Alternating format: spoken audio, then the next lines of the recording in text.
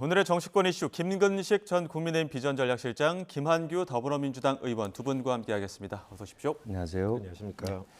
먼저 조금 전 국민의힘이 3차 단수공천 결과를 발표했는데요. 3차 단수공천 결과 일단 두 분 어떻게 보시는지 먼저 김한규 의원.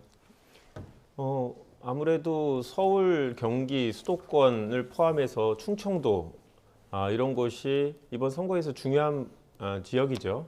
예. 그러다 보니 아무래도 선거에 빨리 집중할 수 있게 후보를 선정한 것 같은데요. 뭐 전략적으로는 뭐 납득이 되는 정도라고 보이고요. 예. 근데 다만 이 일부 의원들 같은 경우에는 최근에 뭐 여러 잡음들이 나오는 분도 있는데 그런 부분에 대해서 명확한 해명 없이 당에서 사실관계를 제대로 확인했는지 이런 부분에 대해서는 아마 문제 제기가 계속되지 않을까라는 생각이 듭니다. 예, 어떻게 바라보십니까? 네, 뭐 서울 그리고 경기에 이어서 오늘 충청까지 일단 단수공천을 1차 발표를 했는데요. 전반적인 기조는 저는 일관된다고 봅니다. 첫 번째 가장 중요한 원칙이 시스템 공천이다라는 걸 좀 원칙적으로 계속 관철을 시키고 있고요. 예. 그 시스템 공천을 한다는 것은 뒤집어 이야기한다면 그동안에 이제 이른바 윤한 갈등의 이제 촉매제가 될 수 있는 게 바로 공천의 결과일 텐데 이것에 대해서 시스템 룰에 따라서 하는 거기 때문에 공천의 결과에 대해서는 아무도 저항할 수 없는 그런 아마 방비책을 만들고 있는 것 같고요. 예. 그런 맥락에서 보면 이번 지금까지 서울, 경기, 충청의 저는 그 단수 공천의 결과를 보면 용산 출신에 대한 특혜는 없다.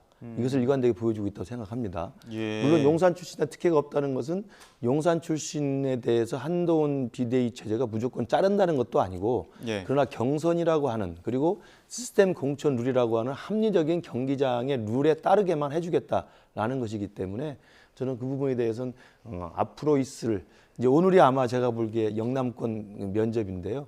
가장 그 공천 갈등의 내관이 되는 데가 영남 아니겠습니까? 예. 또 용산 출신이 가장 많이 몰려있는 데가 영남이고요. 그렇기 때문에 저는 서울과 경기, 충청에 용산 출신에 대한 특혜는 없다. 그렇다고 용산 출신은 무조건 용산 출신이라는 이유로 자르지 않겠다. 이런 아주 합리적인 이 시스템 룰이 영남에 주는 메시지를 계속 일관되게 발신함으로써 영남권에서의 용산 출신에 대한 저는 저항과 반발을 최소화하려는 그런 저는 당의 방침이라고 생각합니다. 예, 그 용산 출신에 대한 특혜는 없는데 눈에 띄는 지역이 용인정 지역이죠. 지금 민주당 이탄희 의원 불출마 선언한 지역인데 이곳에 한동훈 위원장의 재계 1호 영입 인재인 강철호 회장이 확정됐는데 이 부분은 어떤 배경이 있다고 보십니까? 그러니까 용산 출신에 대한 특혜는 없고 용산 출신에 대한 그렇다고 악감정에 기초한 자르기도 없다는 건데요. 금방 말씀하신 것처럼 인재 영입은 당에서 인재 영입한 인재들입니다. 그러니까 용산 출신과 영입된 인재는 다른 거죠. 그래서 인재 영입된 인사에 대해서는 그건 지역구마다 상황이 다릅니다. 예. 인재 영입돼서 그 인사가 지역구를 신청했을 때 거기에 기존에 경쟁력 있는 사람이 있어서 경선을 해야 될 상황이면 단수공천을 줄 수가 없는 것이죠. 그리고 또 험지일 경우에는 인재 영입된 사람에 대해서 험지에 대해서 단수공천을 주는 경우가 굉장히 많습니다만 해볼 만한 지역이다 하면 사실은 영입된 인재라고 해서 무조건 사천식으로 꽂을 수는 없기 때문에 그런 부분을 구분해서 본다면 저는 철저하게 합리적인 룰에 따라서 일관된 원칙에 따라서 배치가 되고 있다 이렇게 생각합니다. 지금까지를 보게 되면은 그래도 현역 의원 컷오프의 수로 봤을 때는 굉장히 최소화하는 부분이 있고 오늘 이제 두 번째 현역 의원 컷오프 탈락이 있었거든요. 서정숙 의원 이 부분에 대해서 어떻게 바라보십니까? 근데 서정숙 의원이 지역구 의원이 아니잖아요. 이제 예, 비례 의원이기 예. 때문에 그거를 컷오프라고 얘기할 수 있는가? 예. 보통은 이제 지역구에서 오랫동안 활동한 의원들 예. 이분들에 대해서 의정활동 평가를 통해 부적절한 부분을 공천에서 배제하는 게 진정한 의미의 컷오프인데 예. 이렇게 비례 의원을 이제 공천 배제해서 마치 현역 의원을 교체하는 뭐 새로운 공천인 것처럼 보이는 건 그게 뭐 적절한가 싶고요. 예. 이분이 배제되고 공천 받으신 분이 이제 고석 변호사, 예. 이제 육사 출신이죠. 윤석열 대통령하고 사법연수원 동기라고 이제 하시는 분인데 예. 뭐 그러다 보니 이 현역 의원 배제라는 부분을 부각시키지만 거기에 감춰준 거는 대통령과 연이 있는 분이 단수공천 받은 이 부분이 조금 더 뭐 부각돼야 되지 않나라는 생각이 듭니다. 예, 그 외에는 뭐 저기 충남 공주부여 청양의 전진석 의원, 박수현 전 의원 붙는 부분, 리턴 매치하는 네. 부분, 그리고 또 신범철 전 차관이나 문희석 의원이 충남 지역에서 또 천안갑에서 붙는 부분, 이런 부분에 대해서는 좀 유익 있게 보시는 부분이 있습니까? 그렇죠. 근데 거기는 충분히 예상된 것입니다. 천안갑의 신범철 전 차관 같은 경우도 오랫동안 지역을 다져왔고요. 예. 그리고 경쟁자가 그렇게 마땅한 경쟁력 있는 예. 후보가 없었던 걸로 알고 있고요. 지난 총선 때 초박빙이 맞습니다. 하더라고요. 그리고 본래 공주 부여 청양의 정진석 의원 같은 경우도 한 분이 경쟁자로 있었습니다만 전반적인 경쟁력 차이가 굉장히 현저하게 나기 때문에 단수 공천이라고 하는 이 일반 룰에 좀 충분히 부합하는 것이어서 일찌감치 조기 확정해서 말씀하신 것처럼 4년 전에 했던 분들이 다시 리턴 매치하는 부분이거든요. 그래서 뭐 관심거리도 되고 볼만한 거라고 생각합니다. 김한근 의원께서 어떻게 보십니까? 박수현 전 의원이 그동안 상당히 오랫동안 준비를 했고 예. 제가 초반에 말씀드린 것처럼 정진석 그러니까 부의장에 대해서는 뭐 이런저런 잡음들이 언론에서 나오는데 이게 저희가 봤을 때 저희 민주당 발이 아닌 것 같아요. 국민의힘 내부에서 아무래도 공천을 앞두고 이런저런 뭐 의혹 제기가 있었던 것 같은데 그래도 이런 부분에 대해서는 뭔가 당사자 해명 이런 부분들이 있어야 되는데 그런 것들 없이 공관위가 공천을 하는 게 이게 시스템 공천이 맞나 의혹이 있으면 그거에 대해서 소명을 하고 공관위원만이 아니라 국민들한테 좀 알리고 공천에 대해서 국민들이 수긍할 수 있게 해야 되는데 마치 이제 뭐 아무 일도 없었던 것처럼 이렇게 끼워넣기 식으로 공천을 한 게 아닌가 싶고요. 예. 전반적으로 저희가 볼 때는 대통령실이나 아니면 뭐 검사 출신 이런 분들은 약간 뒤로 밀었다가 초반에는 국민들이 볼 때 뭐 그냥 별 문제 없어 보이는 부분들을 일단 전면에 내세우고 아무래도 의혹이 있는 부분들은 문제 제기할 수 있는 부분 뒷분으로 몰릴 거라서 저는 끝까지 지켜봐야 전체적인 공천의 그림을 평가할 수 있지 않을까 싶습니다. 그 뒷부분 말씀하셨기 때문에 이제 그 부분 얘기해야 될 것 같은 게 영남권입니다. 이제 오늘 면접 시작하고 내일부터는 단수 후보 이제 발표가 또 이루어질 텐데 워낙 많은 후보들이 몰리고 또 말씀하신 것처럼 대통령실 인사들도 있다 보니까 어떤 좀 반발이 있을 것인가 이런 부분에 대해서 많이 좀 걱정을 하는 것 같거든요. 어떻게 보십니까? 저는 국민의힘의 시스템 공천이라는 게 정확히 뭔지 모르겠어요. 예. 뭐 시스템을 갖추고 공천하는 건 중요한 거죠. 당연히 그렇게 해야 되는데 예. 이게 미리 예측 가능할 수 있게 4년 동안 준비한 분들이 어떤 룰에 따라서 내가 공천을 받을 수 있을지가 결정되기 때문에 그거에 따라서 준비하는 게 시스템 공천이거든요. 민주당 같은 경우에는 경선 원칙이기 때문에 그 전에 이제 당원들을 열심히 이제 설득을 하고 또 방송 같은 데 나와서 인지도도 올리고 이 두 가지를 다 하려고 노력을 하는데 국민의힘의 시스템 공천이라는 게 공관위원들만 아는 시스템 공천인 것 같아요. 그러다 보니 저는 어떤 결과가 나오든 분명히 반발이 있을 것 같고 물론 반발이 있더라고 하더라도 국민의힘에서 공천하면 그분은 당선이 되겠죠. 하지만 전체 선거판도 전국적으로 영남 지역에서 국민의힘이 어떤 기준을 갖고 공천을 했는지는 영남에만 미치는 영향이 아니다라는 거를 국민의힘도 아마 인식하고 있으실 거고 그래서 오늘 면접 내일 이후에 발표될 부분에 대해서 저희도 면밀히 살펴보고 문제 제기할 예정입니다. 어떻습니까? 그 반발을 좀 최소화할 수 있는 포석들도 있습니까? 제가 아까 말씀드린 것처럼 예. 영남을 맨 마지막으로 돌리고 예. 영남 발표에 이제 그 뇌관들이 많이 있을 수 있기 때문에 그 반발과 저항의 어떤 가능성들을 서울서부터 상당히 지금 줄여온 거죠. 그러니까 지금 말씀드린 것처럼 서울, 경기, 충청이 일관되게 했던 게 뭐냐면 용산에 대한 특혜는 없다. 예. 그거 아니겠습니까? 대표적인 게 분당의 그 공천 신청한 김은혜 전 수석이 단수 공천에 들어가지 않았습니다. 예. 그리고 오늘 이야기 나온 것처럼 경기도하고 이 서울에서도 용산 출신 자체에 대해서 단수 추천 들어간 사람 한 명도 없습니다. 이제 그런 걸 보면 전반적인 상황에서 용산에 대해서 특혜는 없고 경선을 원칙으로 한다는 것을 기본적인 전제로 깔고 있는 것이고요. 예. 그런 원칙을 그대로 적용하면 오늘 면접 결과부터 해서 내일 영남권에 대한 단수 추천이 나온다고 한다면 거기도 일단 두 가지 전제가 있죠. 하나는 컷오프 될 부분들이 있을 겁니다. 예. 왜냐하면 영남에 현역이 제일 많이 있고 그러니까요. 현역에 대한 10% 컷오프가 있지 않습니까? 또 30% 하위 감점이 있습니다. 예. 그걸 시스템 룰에 따라서 그대로 적용을 하면 영남에는 현역 의원들에 대해서 일부 불리한 현역 의원들이 생기죠. 거기에 대해서는 어떻게 배치할 것이고 어떻게 시스템에 따라서 경선을 할지가 정해지면 되는 거고요. 또 하나 가능성은 어제 지난주에 이야기를 했습니다만 PK 부산 경남 지역에서는 이미 몇 분의 현역 다선 의원들을 다른 데로 재배치를 했지 않습니까? 예. 그런 과정에서 룸을 만들어 놓은 겁니다. 예. 그렇기 때문에 저는 크게 영남에 대한 공천 갈등을 미리 잠재울 수 있는 세 가지 공간의 원칙은 제가 추측한 첫 번째는 대통령실에 대한 특혜는 없다는 것을 계속 보여주고 있는 거고, 그래서 그걸 준비해라라는 것이고요. 두 번째는 PK 지역은 영남 중진 다선 의원들의 재배치 또 선당 후사의 희생을 통해서 이 부분에 대해서 룸을 만들어 주는 것이고요. 세 번째는 TK가 제일 그 갈등이 심할 수 있는데, TK의 이 경쟁 강화, 경쟁이 심한 지역에 대해서는 아까 말씀드린 현역 하위 10%, 감산 30%라고 하는 이 룸 속에서 대통령실에 대해서도 공정하게 경선에 임하도록 하고 현역에 대해서 공정하게 평가를 하는 이 과정을 하면 아무도 거기에 대해서 잡음 없이 예. 진행할 수가 있고 반발하거나 저항하거나 탈당할 가능성은 전혀 없다고 생각합니다. 저희는 조금 다른 포인트도 하나 더 있다고 생각하는데요. 소위 친박, 예. 박근혜 대통령하고 가까운 인사에 대해서 어떤 태도를 취하느냐, 이게 좀 궁금합니다. 지금 지도부가 박근혜 전 대통령을 찾아뵙고 또 그리고 되게 유화적인 메시지를 내고 있는데요. 탄핵에 반대했던 또 찬성했던 세력이 지금 모아 있지 않습니까? 국민의힘 내부에서.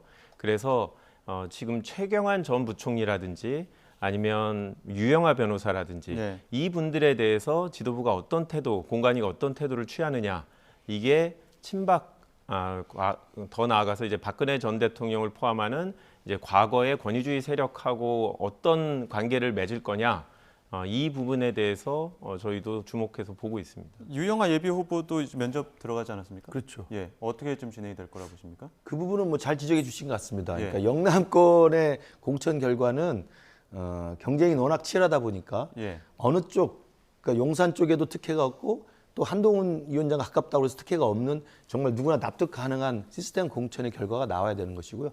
거기에 이제 약간 번외로 치면 제가 볼 때 중요한 변수는 아닙니다만 TK 일부에 자리 잡고 있는 이른바 이제 그 친박 세력 분들이 출마 신청을 한 부분에 대해서 당이 어떻게 결정할지는 지켜봐야 될 것 같은데, 일단 제가 볼 때는 전반적인 국민적 평가와 정치적 평가, 사법적 평가가 끝났기 때문에 탄핵이 아직도 부당하다고 믿는 분들에 대해서 우리 당이 그분들을 뭐 우대하거나 우리 당이 또 그분들에 대해서 뭐 쩔쩔매거나 이런 경우는 전혀 없다고 생각하고요. 그분들이 시스템에 의해서 공천 신청을 하면 그 부분에 대해서 또 본관위에서 시스템에 따라서 평가를 하게 돼 있고 경선의 링에 올라가면 경선을 받게 되면 된다고 생각합니다. 그 자체가 일관되게 이 탄핵이라고 하는 정치적 심판이 끝난 것을 우리가 수용하고 그 부분에 대해서 미래통합당 이후에 김종인 비대위원장 시절에 탄핵에 대한 사과까지 다 했기 때문에 그 부분에 대해서는 뭐 걱정할 필요가 없다고 생각합니다. 예. 이런 가운데 또 이제 범야권 통합 비례 정당을 두고 한동훈 비대위원장의 어떤 비판, 그리고 이에 대한 이재명 대표가 반박에 나서는 이야기들도 있었거든요. 그 비난의 목소리까지 함께 묶어서 듣고 다시 두 분 이야기로 나눠가도록 하겠습니다. 지금 정부 여당의 행태가 딱 적반하장 후한무치 그 자체입니다. 선거 관련 비례 제도를 두고 계속 야당을 비난합니다. 자신들이 100% 이 제도를 잠탈하는 위성정당을 먼저 만들어 놓고 어떻게 그래도 제도의 취지를 살리겠다고 연합비례정당을 만들고 있는 야당을 비난할 수 있습니까? 나는 원래 도둑이니까 도둑질 해도 되지만 야당은 근처에 오지도 말아야 된다, 그런 얘기 아닙니까? 조국 같은 사람이 국회의원이 될 수 있는 제도인 거예요. 그리고 창원 간첩단에 관련된 단체가 국회의원이 되겠다고 나설 수 있는 제도인 거예요. 저희는 이 제도를 반대합니다. 그렇지만 그렇다고 해서 우리 현실 세계에 사는 사람들이기 때문에 4월 10일 날 저희가 아무것도 안 할 경우에는 저런 분들이 다 비례대표를 장악할 거예요. 창원 간첩단 출신들이 비례대표의 의원이 다 될 거예요. 그걸 막아야 될 책임 있는 정당입니다. 그렇기 때문에 플랜 B로서 비례정당을 준비하고 있습니다.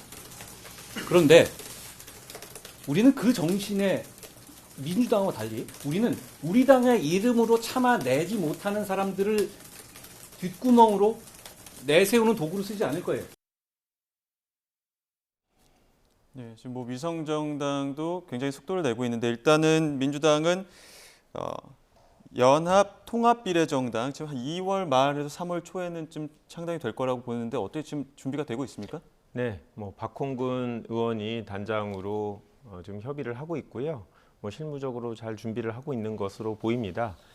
저희는 이게 저희 당 사람들을 탈당시켜서 출마시키려는 건 아니고 원래 연동형 비례제의 취지, 그러니까 당의 지지율별로에 따라서 의석수가 배정되는 이런 취지를 고려해서 저희 당이 아니라 당 외부 인사들이 그 당의 지지율에 걸맞게 비례 후보로 나설 수 있게 하는 게 목적이거든요. 그렇기 때문에 저희가 뭐 협의를 하겠습니다만 저희가 시민사회단체나 다른 정당의 후보자들을 저희가 누구는 된다 마라 이렇게 판단할 수 있는 상황은 아닌 거고요. 예. 한동훈 비대위원장 같은 경우에는 두 가지 측면에서 저는 좀 동의할 수 없는데, 첫 번째는 이 제도에 위성정당에 찬성하지 않으면 안 하면 됩니다. 그러면 저희도 안 할 겁니다.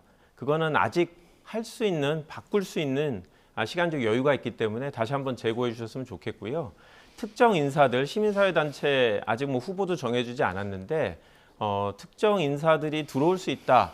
그렇기 때문에 본인들은 그렇게 하지 않고 공천을 하겠다라는 거는 결국 위성정당을 만들어서 국민의힘 출신들로 다 공천을 하겠다는 얘기거든요. 예. 그게 비례제, 연동형 비례제의 취지 맞지 않다라는 거를 인식 못하고 하신 얘기 아닌가 그런 생각이 듭니다. 이에 대해서 어떻게 바라보고 계십니까? 그 연동형 비례대표제를 이제 이재명 대표의 그 개인 결정으로 이게 굳어진 거 아니겠습니까? 그동안 몇 달 전부터 빨리빨리 이 선거 제도를 합의를 해달라고 했음에도 불구하고 질질 끌다가 결국 이재명 대표 스스로 개인이 결정해서 지금 이 제도가 유지가 돼버린 건데요.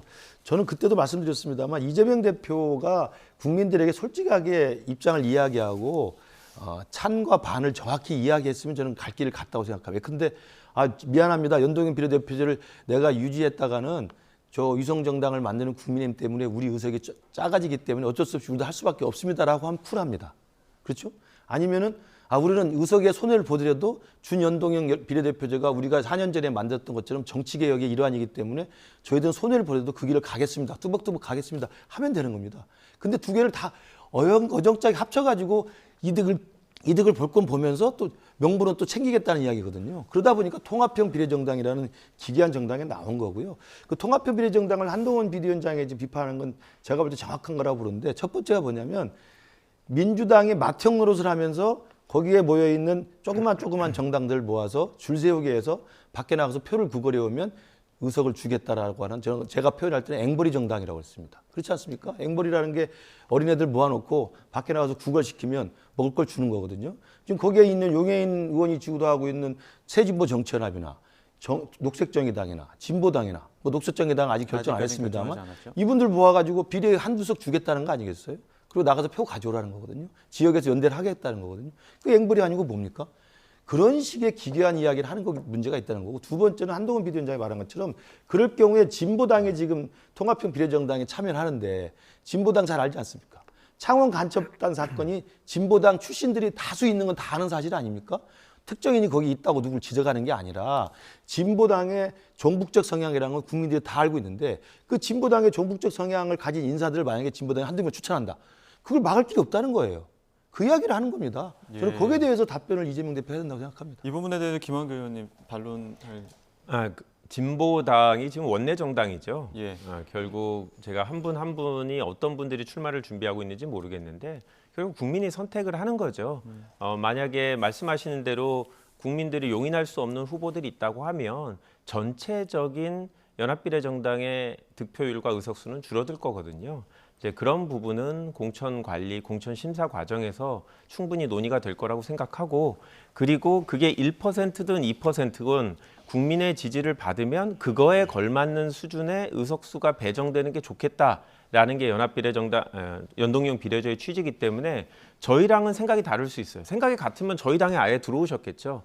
저희하고 다른 분들하고도 연합비례정당을 만들고 국민들의 평가를 있는 그대로 받겠다라는 거라서 아마 그분들이 지금 얻고 있는 지지율보다 더 과대해서 더 많은 의석을 배정되거나 뭐 비례 순번이 제공되거나 그러지는 않을 겁니다. 자, 근데 지금 민주당은 또 최근에 그 이재명 대표가 일부 측근들과 심야 회동을 했다는 보도가 나와서 논란이 되고 있는데 지금 당내 일부에서는 혹시 당대표에게 전화가 올까 봐 좀 걱정하는 분들도 많다는 거 아닙니까? 지금 이 심야 회동과 관련해서는 당내 분위기 어떻습니까?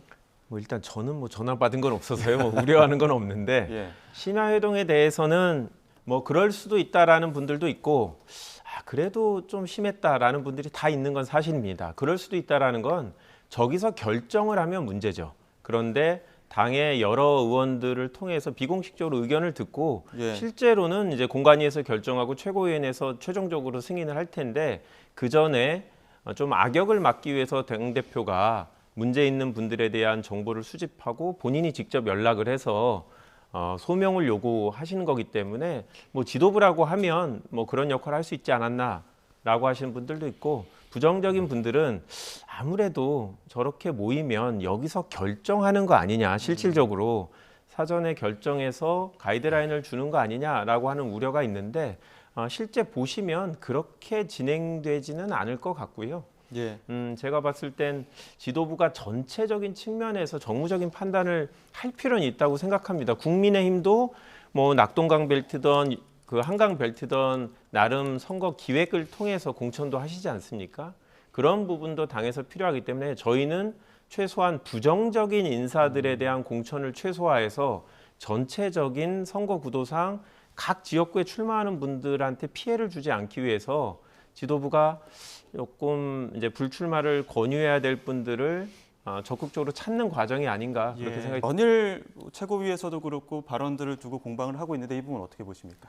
한동훈 비대위원장이 이제 취임하면서 일성이 민주당에 대해서 이른바 운동권 정치 청산 그리고 개딸 전체주의 청산으로 이 컨셉을 잡은 거죠. 그렇기 예. 때문에 그 총선 이 프레임 전쟁에서 이재명 대표를 계속 공격하고 비판하는 것은 저는 충분히 해야 될 일이라고 생각하고, 문제는 이제 국민들이 그 비판에 얼마나 납득하느냐, 그리고 국민들이 거기에 비판을 얼마나 동의하느냐의 문제이기 때문에 저는 지금까지 틀린 말을 한 적이 없다고 생각해요. 지금 이야기하는 과일이 답해라는 저 이야기는 잘 아시는 것처럼 그 법화 논란 아니겠습니까? 이미 그 법화 관련돼서 그 담당했던 공무원이 권익위에 전부 제보를 했고 권익위에서 검찰 수사를 했기 때문에 지금 수사가 진행 중인 사건이고요.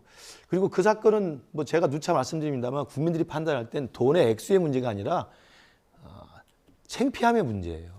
경기도지사하고 대권 후보까지 하신 분이 그 뭐 초밥에 소고기에 무슨 약에 제사상에 과일까지 일일이 경기도 법인카드까지 썼다는 것 자체를 어떻게 보겠습니까? 이게 전라도 사투리 쪼잔하다고 하는 겁니다. 그런 부분에 대한 이야기 계속 저는 비판을 할 수 있다고 보고요. 예. 다만 그 부분에 대해서 홍익표 원내대표가 이제 명품백으로 지금 되받아 친 거니까 이 명품백 문제는 또 우리 국민의힘이 겸허하게 총선에서 국민들의 평가를 잘 받았다고 생각합니다. 그 부분에 대해서는 되게 또 겸허하게 또 받아들이셨는데 제가 틀린 이야기를 할 수는 없는 거죠. 그러니까 겸허하게 평가를 받을 뿐 언급은 안 하고 있잖아요. 예. 언급을 해주셔야죠. 그거에 대해서 평가를 받는 거죠. 한동훈 비대위원장이 뭐 국민의 눈높이 얘기를 하셨는데 그래서 어떻게 할 건지, 문제는 잘못된 부분이 있으면 수사를 하거나 조사를 해야 되는 거잖아요. 법인카드 부분은 조사를 하고 수사를 해서 관련된 부분이 기소되지 않았습니까? 이재명 대표를 기소한 건 아니고요. 그거는 검찰에서도 책임질 부분이 이재명 대표 비서실에 있는 분들이다라고 판단을 한 건데요. 그러면 김건희 여사 사건에 대해서도 판단을 해주셔야죠. 그런 얘기 안 하고. 근데 정말 지금 선거가 조금 지역구 돌아다녀 보면 이런 얘기 하시는 분 아무도 없어요. 국민들 관심 없고 여의도 방송에서만 관심 있어 하는 주제인데 양쪽 지도부가 저렇게 계속 싸우니까 정치 혐오만 더 늘어나고 저희 지역구 출마하는 분들이 국민들한테 욕만 듣고 있습니다. 한동훈 비대위원장께서 여의도 문법 이제 그만 활용하셨으면 좋겠습니다. 제 3지대 얘기 짧게 여쭙겠습니다. 지금 개혁신당 탈당 인원이 조금 늘어나고 있는 부분들이 있어서 이준석 대표도 좀 곤혹스러운 부분이 있을 것 같은데 이 부분은 어떻게 바라보고 계십니까? 애초에 충분히 예상됐던 저런 내용이라고 생각해요. 그러니까 네. 너무 이질적이고 정체성이 다른 집단들이 지금 눈앞에 총선을 위해서 이른바 정당 기호, 숫자, 그리고 국고보조금이나 선거보조금을 받기 위해서 이합집산을 했기 때문에 그 이후의 공천의 과정, 그 이후에 또 주도권 싸움에서는 노정될 수밖에 없는 저는 갈등이라고 보는데요.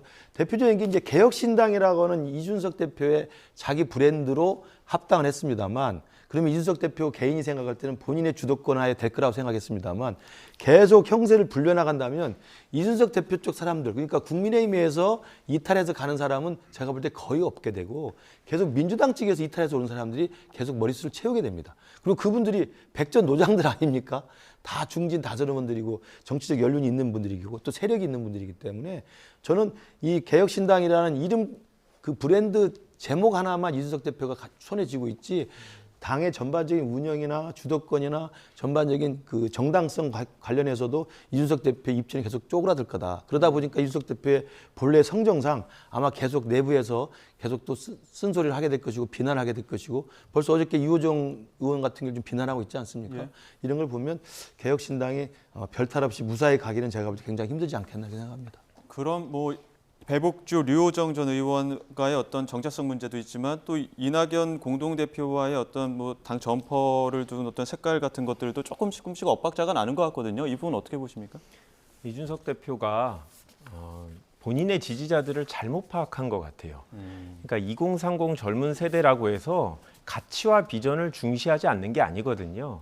상당히 강한 지지층을 갖고 있는 게 이준석 대표의 장점이었고 힘이었는데 최근에 이낙연 전 대표하고 같은 자리에서 보여지는 거 이거에 대해서 젊은 세대들이 내가 생각했던 이준석의 정치의 모습이 아니다라고 비판을 하고 있고 뭐 류호정, 배복주 이 두 분에 대해서 뭐 정책이 마음에 들어서 같이 하는 건 아니다라고 얘기하는 게 아니 정당이라는 게 가치와 비전 이념 때문에 우리가 지지하는 부분도 있는 건데 왜 그런 것들은 무시하느냐라는 부분이 저는 생각보다 파장이 되게 크고 이준석 전 대표가 올리는 글들을 보면 본인도 되게 당황스러워하는 것 같은데요.